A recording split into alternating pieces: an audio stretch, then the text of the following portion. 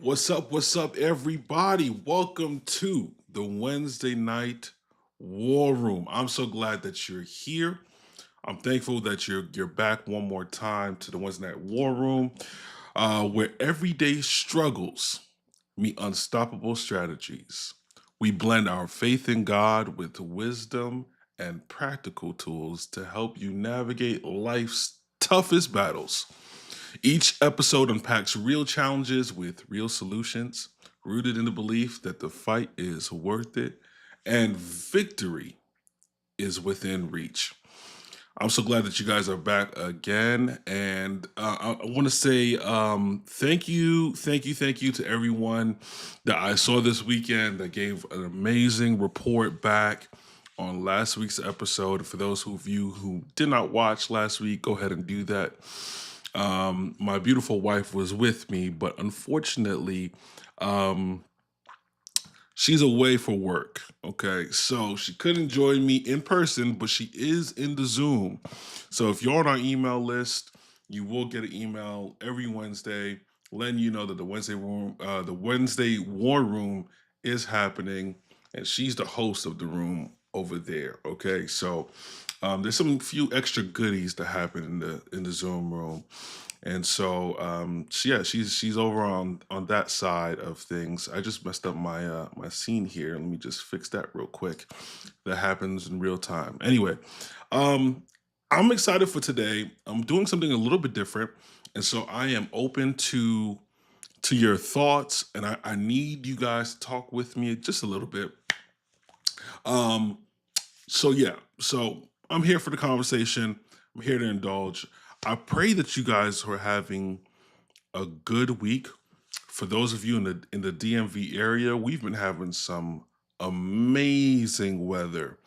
And so I'm hoping that you're getting outside and getting your vitamin D or getting some walk in. Um, yeah. This is our time. If you've been locked inside all winter, you've been dealing with going to work with no sunshine, coming home in darkness. This is your time in the sun. Okay, so go ahead and enjoy it as much as possible. Now today, we've I came up with a title: "News and Views." A Christian take on today's headlines. And I have a few stories that I want to bring up, and I want your thoughts. I want to know how you're processing this, how are you thinking through this, and I want to know how you're using your faith to do this as well. But before we do that, just want to shout out one of our dear friends, Miriam from the Philippines. Thank you for coming and joining us again. She's been with us faithfully since the beginning of this year, honestly, both Wednesday Night War Room and on our Sabbath service. And so we really greatly appreciate you for stopping by and spending your time here. And yes, here it is, my beautiful wife, present and accounted for in the Zoom room. Okay. Yes. News and views. Here she is on YouTube. Y'all go and if you got a curly haired person, person with lots of curls in their hair, go ahead and check out Curls Over CPA. News and views. I like that. I appreciate it. So go ahead. Yes. News and views. There's a few stories that have come through our headlines. And honestly, we don't have enough time to unpack all of the stories that flood our timeline. But I figured I'd pick a few that kind of correlate with what I think or perceive to be, you know, intersections of our life as Christians and as people, whether that's you're working or your mother or you're in school or your father or whatever it is, and kind of pulling out some nuggets. Now, this one is near and dear to my heart. Last week, an 11-year-old girl and her grandmother and family went to vacation at a local hotel, and the young girl went missing. They went looking for her. They contacted the hotel staff. They searched, high and low for her. I think the grandmother was by the pool when she first noticed that the girl was missing. And so They contacted the police and did all of this, all of the stuff. And I guess the family was pressuring the police to search through the entire hotel. I saw a video with the father, angrily sharing the details of what he remembered of that day. And he remembers pressuring and asking and begging the police to search the entirety of the hotel for his daughter, and they did not do so. And the early reports from the police officers was that they saw surveillance tape of her entering into a vehicle, whether it was a red vehicle or a black vehicle, I'm not exactly certain. And when the family went, they pressured them to see the footage. Um, the police then said that the cameras weren't working. And then I think 16 hours after the initial call and search, the next day they find her body in the pool. The father finds the body in the pool. And so they're saying that she drowned in the pool. And this has sparked a national outcry for justice.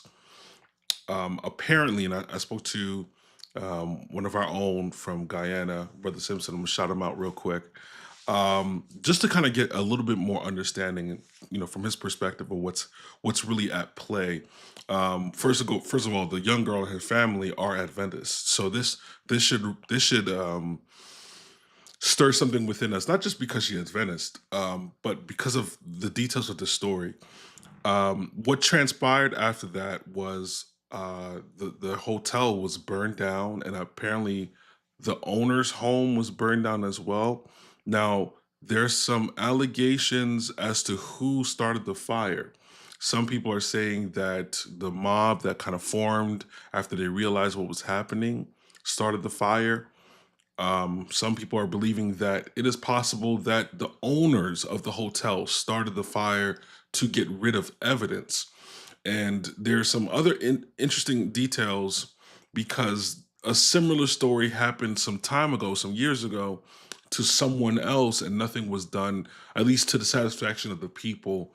There's tension now because it seems as if the local government, at least from the people's perspective, the local government can be bought, that police officers can be paid off to look the other way or to not, investigate. And so the people are upset. I mean, we're talking about massive protests going on in Guyana at the moment. And so I want you to keep the family in prayer. Keep everyone involved in prayer, and we're praying that justice will be served. But what excited me about this story was that the conference down in Guyana didn't just, you know, send out prayers, that they're actually leveraging their voice. Though they're not as big as other denominations. I think Adventists amongst Guyanese are only about 4% or something like that when I checked it. But the conference released a statement. They're not just, sending out their compassions and their empathy, but they're also speaking to the heart of the matter as it pertains to government and how it treats its people. And I believe that in times of conflict and crisis, that our church or all churches should be the voice for the voiceless, because protest of any sort is really signs of those who feel like they have no power, that they have no position in society. This is an outward frustration. So we're praying that no one has to feel this anymore. No one has to go on vacation with their young child. She's 11, right? And to leave that place without their child. No one should have to deal with that. And so we are, well, at least for me, I am with the people of Guyana.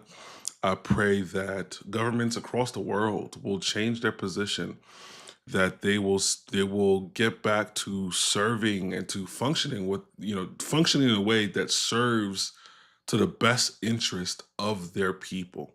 and that is my prayer. And I'm thankful for the leaders in the Guyanese conference and President Clark for doing this here. This was a major, major thing. You can check out the Spectrum magazine. You can check their website. They have an article detailing, everything, as well as a link to this letter if you want to read it personally at another time and date. So let me know your thoughts. I see. Oh, thank you, Sister Cribs. Thank you, thank you. Yes, your prayers are needed, and let's definitely pray. And I'm hoping this will be a major shift, at least in the Caribbean section, for our local government. There's a lot of there's a lot that's been done, but there's a lot of work to be done as well. Moving right along, we had some controversy and conundrums going on last week. For those of you who may not be familiar, maybe you don't simply care. Last week, the NFL hosted its draft. That's how it selects players from the college level to then join various teams. And so before the draft began, it was clear that there were two, I would say, top tier quarterback candidates. One of which is, well, I'll put his picture up here, Shedeur Sanders, who is the son of legend Deion Sanders and also his coach. And really, he's had a story esque, college career, Shedeur, that is, where they went to an HBCU at first and they turned that program around. Some things unfolded there, and Dion left and went to Colorado, which had a failing program. I think they won one game before he got there. He's currently turning that college program around, the college football program around. And Shador was the quarterback that kind of helped to lead things along as well. But there were some reports that came out leading up to, probably in the days leading up to the NFL draft, that Shedeur Sanders did poorly in these private meetings with coaches and owners. Leading up to the draft, they're typically evaluating these quarterbacks, especially. Quarterback is probably the single most difficult position in all of sports. You're asked to manage a lot, not just on the field, but off the field as well, in the locker room. And so they're looking for someone that will respond well in times of crisis, someone who can manage and handle critique. And I mean, there's a whole lot that they're looking for. And every franchise has a different formula for success or certain qualities that they're looking for in a quarterback. But you definitely want somebody who is a leader of men. And their evaluation, because Shador definitely was born into money. Dion is a successful athlete, was a successful athlete, and did some other things as well. In fact, Deion Sanders is the only athlete to ever play in a World Series and a Super Bowl at the same time. He played two professional sports at the same time. The only athlete to do that. And so he got money. And Shador was born into money, living with a living legend in his father, and has had success in football. And so he has a certain air about himself that seemed to have rubbed people the wrong way. At least that's what the reports are saying. And I take everything with a grain of salt. But this top tier quarterback, and I promise you I'm going somewhere here. This top tier quarterback goes from possibly a first round pick to a fifth round pick. He drops all the way to the fifth round. And, if you turn on the TV to any sports channel, they're still talking about this. They're still unpacking this. And I'm not really here to side on whether it was right or wrong, but I think there was a bigger issue at hand that was brought up. And it's about black fathers, black supportive fathers in sports. And there's a struggle that we're having, or at least a conversation that's to be had about the fact that America may not be as ready or susceptible to accepting Black confident men. We've seen this with, we have a picture here of Venus and Serena and their dad, LeVar Ball with his sons, two of which are in the NBA, and of course Deion Sanders and his son. Much of the conversation ends up, being about the fathers, and there's some interesting commentary there. But the question that I really had, and I think the question that, well, let's focus on Shador at least, that I think a lot of Christians at some point in time will have to deal with is when you read the Bible, that it can kind of come off as if the Bible doesn't want you to have any sense of self-worth or confidence, right? It almost seems like it's always pulling you down. But I believe that the problem at hand, if I'm to believe at least a portion of the stories that came out about Shador in his interviews, and some of his antics kind of came off a certain way, and just the air about himself people didn't like. I think the problem that he might have is defining what confidence really looks like. I think because of where we are in terms of America, there's an affinity, and I think it doesn't help that we have a president like President Trump. There's an affinity to this brash, over the top personality. It works in entertainment, but it doesn't always work in the rooms that you're going to enter into. But on one side, you have these over the top personalities. On the other side, we also have a lot of folks who have no sense of self worth. And so I had to do some digging. Like I said, news and views here. Um, and just to uncover that middle ground between high self esteem or pride and low self esteem, finding that middle ground. And first and foremost, Genesis 1, starting at verse 27, says, "So God created mankind in his own image. And in the image of God, he created them, male and female, he created them. God blessed them and said to them, be fruitful and multiply and increase and fill the earth." Really just focusing on 27. We were created in God's image. Now, what that means, some people have different understanding of what that is. But for me, whether it's God's literal image or God's figurative image, or God's, we make up a sense of God's role in terms of managing the earth and all that kind of stuff. There's a plethora of theories as to what this actually means, but at the heart of it, it tells me that we were made with God in mind. In other words, we were made with purpose. We were made with intent. That there is an elevated self. When you look at yourself, you shouldn't see someone that's accidental, but someone that is made intentionally. That's the bottom line. Not only that, we see here in Psalms 8, verses 4 and 5, it says, "What is mankind that you are mindful of them? The human beings that you care for them. You made them a little lower than the angels and crowned them with glory and honor." Continuing, "You made them rulers of the works of your hands. You put everything under their feet." It's so hard when you're living in a world that constantly seeks to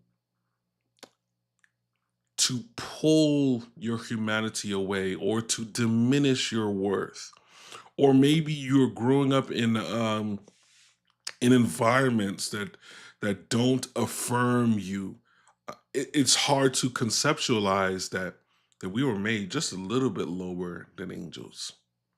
Not only are we made in his image, not only are we made with purpose and intent and a unique design, that God took his time to craft us, that we were made in an elevated position, that God sought us and he crowned us with glory and honor. So there's that side of it, that you were made with purpose and God sees value in you. But there's the other side of it as well. Galatians 6. I'm going to start at verse 3. If anyone thinks they are something when they're not, they deceive themselves. Each one should test their own actions. Then they can take pride in themselves alone without comparing themselves to someone. One of the things that kind of came out during the drafting process, Shedeur Sanders had a draft room, where typically you invite friends and family over as you wait to hear your name called, and then you put the hat of the team that drafted you. And in that room, he has legendary on, and people were disturbed by this. And to be honest, if he took a humble approach, because the reality is he didn't have the best team, nor was he competing in the best division of football. And there's a lot of areas of growth.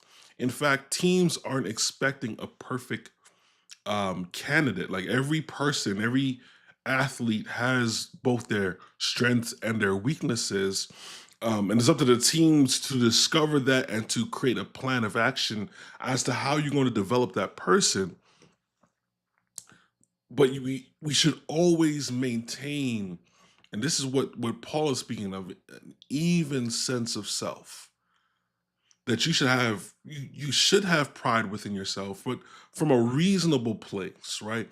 And not only that, your understanding of your confidence in who you are shouldn't come at the expense of comparing to someone else. Does that make sense? Does that make sense, y'all? Um, so that should change our definition of confidence, which oftentimes comes at the expense of others. Well, there's another text here I want to share before we move on to our final topic for this evening. And I do see the question down there. I'm gonna read it in a second. Forgive me. This is Romans chapter 12, verse 3. It says, For by the grace given me, I say to every one of you, do not think of yourself more highly than you ought, but rather think of yourself with sober judgment, in accordance with the faith that has distributed to each of you. There's a question here that I want to get to in a second. It reads, don't we have to learn when and how to use our confidence? Absolutely. I believe that we should be aware of the rooms that we're in. And it doesn't mean that we lower our worth or anything like that, but we should be adaptable. We should be wise, and this is what Jesus told the disciples. You should be wise as serpents and harmless as doves. And so I think for sure, um, and Shador is young. I'm not going to join on the bandwagon of riding him off. In fact, there are other quarterbacks that have been picked higher than him that have done far worse than him. And so there's a layered conversation here, and there's a lot to this conversation. But I do want to hone in on this one topic that because I think it's something that we can all learn from. Um, One, some of us are entering rooms and playing down who we are. Let's have that conversation now. Are you lowering your self-worth or your perception of your self-worth because of the room that you're in? Or are you entering into rooms and you're just an absolute nuisance? Nobody wants to deal with that. I'm gonna be honest with you. That's a little bit much for a lot of us. And so yeah, so I want to ask a question before we go, before we transition, and please give me your answers in the comments below, whether you're watching live or you're watching the replay. But I want to know, have you ever had to tone down your confidence to be accepted? What was that like for you? Let me know. Let me know down below. We'll talk about it. Anyway, finally, listen. This topic has been on my heart for some time. 2 years ago, my wife and I traveled to Europe. We were in Paris, and this was like kind of things were still heated, at least in the news cycle, as it pertains to Russia and Ukraine. And so, I was watching the news, and I try to watch, especially when I'm international, I want to see how the world is covering various topics. And this particular one came on my radar.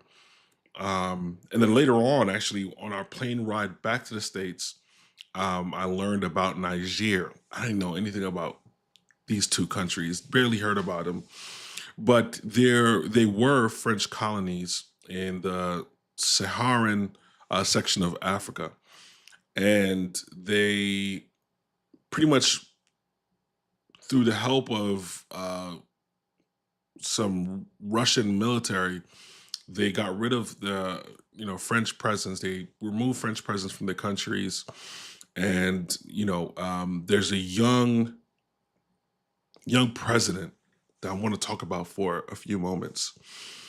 Now, he is 37 years old, which means he's a year older than me. He is the president of Burkina Faso. That's the name of the country. And he has done a remarkable job in 2 years. In 2 years, I got to read these stats because I want to make sure that I'm correct on this one. One of the things that he has done, he is literally paving the roads of Burkina Faso. He is provided. He wanted to pave the road, so he took some bids from various contractors. And when he saw what they were quoting him, he bought the equipment himself. And now the citizens of Burkina Faso, in conjunction with Captain, his name is Ibrahim Traore. I think that's his name. I think that's how you pronounce the name. Ibrahim Traore. Um, they're paving the roads. They're building hospitals. One of the things I saw, I think he's given land to students, and he's providing tools for them to grow their foods and do all these things. Um, One of the things that France is frustrated about is that they're no longer exporting raw gold to the refineries. He's building the refineries within Burkina Faso so that they can take advantage of the gold that they have. They have the fourth largest gold production in Africa, and I think they're number 10 in the world, if I'm not mistaken. I got to double check my notes on that one. But I know that they're either 10 or 14, one of those numbers in the world. And so for a small country, like,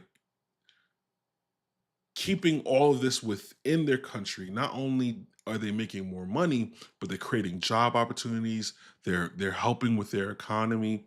Um, they're number one producers of cotton in Africa, and that's another thing that he's keeping within there. That they're going to increase their production of cotton in Africa. One of the issues that Africa currently has, and I'm saying this for a reason, is that Africa, especially Western Africa, imports a lot of food that they can grow locally. And he is at the forefront of kind of working against that. So they're fourth in West Africa in terms of um, producing tomato. And so, he's promoting this growth. Not only that, on the technology side, They actually, I don't know if they have their own electric car company, but I know for sure that they're assembling electric cars within this small nation. So you're building roads, he's building hospitals. He's highly educated as well. He was actually educated, I believe, in the States. Um, Highly educated, so he's promoting education, he's promoting economic boost. He's taking that, they're owning their land for the first time in a long, long time. And so he's become one of the most beloved leaders in Africa. And so there are a lot of people, especially from Africa online, speaking highly of him. Unfortunately, there was an attempt on his life. Fortunately, it was blocked. Um, but we got to pray for this country and the surrounding countries as well, because there is an effort right now from the West and from Europe to get rid of some of these leaders, right? So we got to keep them in prayer. But I am hopeful that in my lifetime that we will see a Western Africa, people that look like me, that are able to take hold of their resources and to really advance the continent. It really breaks my heart because I think we need more leaders like him. We know top of the year, President Trump and his people cut U.S. aid. And what that did, there were a lot of clinics in Africa. I saw a story just recently, a real quick snippet. A mother who has HIV, I think she's a mother to 3 or 4 kids. She hasn't been able to take her medicine consistently. Now, I've seen the effects firsthand of what that virus can do. And so it broke my heart to know that she doesn't know when she can get medicine again. And I believe that if more of our African leaders, our African brothers and sisters can figure out how to advance their country, because it's not a matter of resources and it's not a matter of intelligence either. It's just, can we get the government and the people working together to advance the country, especially the healthcare system, man, and the infrastructure, so that we can see more people. We can see the true beauty of Africa, not from just a vacation, destination, but I want to see them thrive. I want to see them succeed.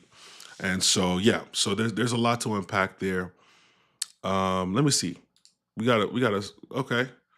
Turn down the conference. Not really, but maybe toned it down with a smile and soft tone. Yes, I work with a range of generations and ethnicities, so I adjust based on the room I'm in. Not for the sake of shrinking, but out of respect, and meeting the goal is sometimes better than being right. I don't mind adding a little butter and sugar so a task can be accomplished. I do it at work all the time. My wife is good at that. I can't lie to you. That is all that I have. Okay, I see Sister Cribs. Okay, yeah, oh yeah, oh yeah, yeah. Yes, let's definitely. And I'm asking that I brought this up so that we can pray for him. Also, Abby, she sings on our praise team. She works at I don't want to say the wrong embassy, the Congolese embassy. She works there, and I don't know if you guys know, but they've been in some wars. There's some serious tragic things going on in Congo right now. And so I want to solicit your prayers. A few months ago there were some Muslim extremists that murdered and countless Christians. And so there's a lot going on in that country. And so I'm soliciting your prayer, that God would not just, help us over here because we got our own stuff, and I didn't have enough time to really touch on everything that's going on, but definitely, the continent of Africa, and definitely the Caribbean as well. There's some news going on over here. I do see a prayer request here from Sister Lisa Colburn. Let's not forget Jasmine Crockett in our prayers also. Is Jasmine Crockett, is she, remind me of her again, please. My brain. I know there's a lot going on. Thank you, Joe, for coming through. Sudan is going through a travesty as well. Yes, yes, yes. Definitely a lot going on. Yes, Sister Cribs. Thank you, thank you, thank you. There's a lot going on. So maybe, you know what? I'll see if I can add news and views maybe once a month, so we can kind of see what's going on in and around the world. Oh, text. Oh, yes, yes, yes, yes. Jasmine Crockett. Yes, I don't know why that slipped my brain. Okay, yes, yes, definitely. Yes, I think she's been an amazing voice, a strong leader for a lot of people during this time. Definitely remembering her as well. And yeah, there's a lot that I had to leave off of today, but I'm going to pick it up another time, and I'm gonna get some other people, some experts to help me understand some of the legal things that are happening in our country right now, as we also deal with the spiritual implications of what's transpiring. And so, listen, we are here at the War Room because we know and believe that victory is within reach. And so we are not here because we're hopeful. I mean, hopeless, but because we're hopeful. And so I thank you for joining. And I want you to, man, just do one thing for me this week. Pray with the expectation that God knows and understands. And victory doesn't always show up in the way that we would want it to look like. But that ultimately God has the trademark on victory. I just do me that favor. It may sound crazy, but victory belongs to God. So whatever you're going through, whatever it is that's at the forefront of your mind, whatever's happening in your life, locally, maybe within your family, there's a lot of uncertainty happening. We could talk about the economy, and just there's a lot going on. But I want you to not get sucked into living this life without hope. And so we are here because we believe. And maybe you're not. Maybe you're not, maybe you're shaky this week. So maybe you could borrow some of my belief. Okay. I believe that victory belongs to God. And so thank you for watching. Thank you for listening. Thank you for hanging out with me. I will see you next week. Please share this with somebody. Like and subscribe if you can, if you will. And thank you all once again for your kind words. I pray that you have a victorious week. And I will see you next week, same time, 7 p.m., same place, both on Facebook, YouTube. Find us at the First Church of Washington, D.C. on both platforms. Until next time, may God bless. Have a good week. Bye.